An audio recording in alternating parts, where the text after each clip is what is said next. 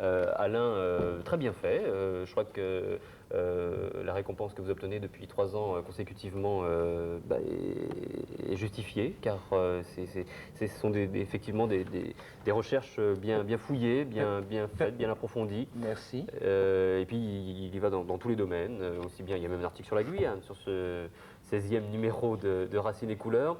Quelles sont les difficultés pour un magazine comme celui-ci, comme peut-être les magazines qui se chargent effectivement de mettre en avant l'actualité antillo-africaine, toute celle des DOM et des TOM, certainement l'éloignement, comment arrivez-vous à recueillir toutes ces infos, puisque bon, vous êtes à Paris, vous vivez à Paris.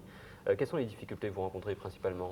Permettez-moi d'abord de répondre par une correction, je dirais simplement d'un lapsus qui a été commis, à savoir que nous sommes Oscar du meilleur magazine afro-antillais de l'année 90 et nous sommes demeurés par ailleurs le meilleur jusqu'à maintenant. Je dis simplement qu'aucun autre magazine n'a eu cet Oscar, donc nous sommes forcément, je dirais, depuis ce temps, le meilleur magazine. Voilà, donc pour cela. Maintenant, c'est vrai que la réalisation de ce type donc, de support est très difficile parce qu'il nous faut collecter un grand nombre d'informations émanant donc de personnalités politiques, d'institutions, donc de reporters, de journalistes, donc d'étudiants, de professeurs, de gens comme cela. Et il faut faire un choix. Il faut donc préserver l'esprit Racine et Couleurs. Donc cela demande, je dirais, simplement une tête bien pleine. Hein. Et donc nous avons des collaborateurs pour cela, donc des directeurs. Alors dispersés un petit peu dans aux quatre coins? Non, ces gens-là sont à Paris et donc ne bougent pas. Ce sont des gens sur lesquels je tape, je dirais, toute la journée. Hein, parce que je dis, en disant taper, c'est dire, bon, c'est vrai, je les reprends sans arrêt, parce que je tiens absolument à ce que nous ayons donc cette notion de qualité en permanence. Maintenant, nous avons, donc, au vu de l'ours, nous avons un certain nombre de correspondants en Afrique, au Burkina Faso, au Bénin, en Martinique, en Guadeloupe, je suppose bientôt en Guyane, puisque c'est la première fois que je viens en Guyane, et j'espère rencontrer donc un professionnel, je dirais, qui réponde à cette attente. C'est vrai que Racine et Couleurs est un support de qualité, et cela suppose donc un investissement lourd et je dirais donc une course contre la montre parce que il ne suffit pas de collectionner des informations, mais il faut envoyer, je dirais simplement des reporters, des journalistes, des photographes, assister à des manifestations importantes, prendre des photos, faire les choix, courir après les gens pour avoir des logos dans le cadre du partenariat financier, rencontrer donc des chefs d'entreprise et quelquefois cela dure des mois et des mois et ça nous retarde.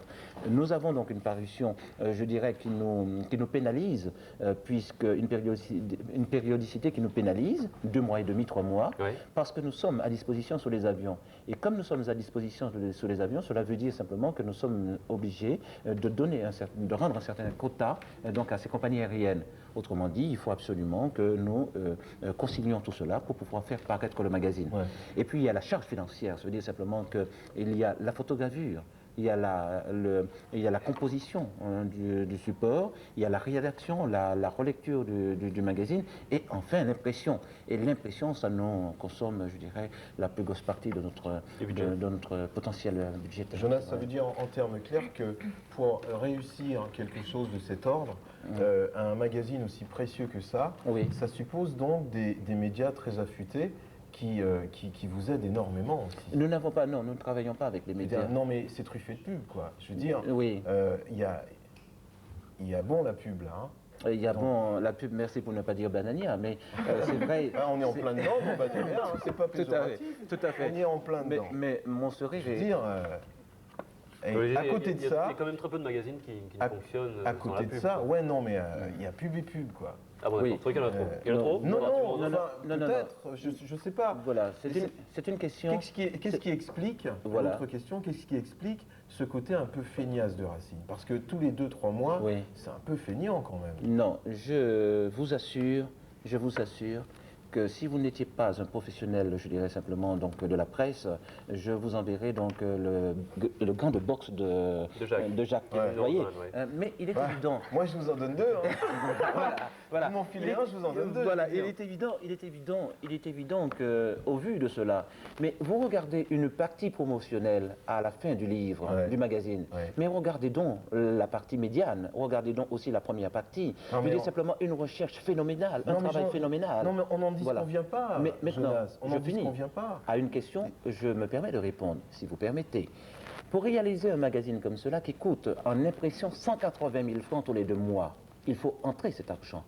Lorsque moi j'ai pris de ma plume le soin de demander une demande de subvention à quelqu'un comme, je dirais simplement, Élie Castor ou Tilly, et d'autres encore, puisque je suis en Guyane, et que je n'ai reçu qu'une peau de banane comme réponse, cela veut dire qu'il fallait bien que je trouve l'argent quelque part.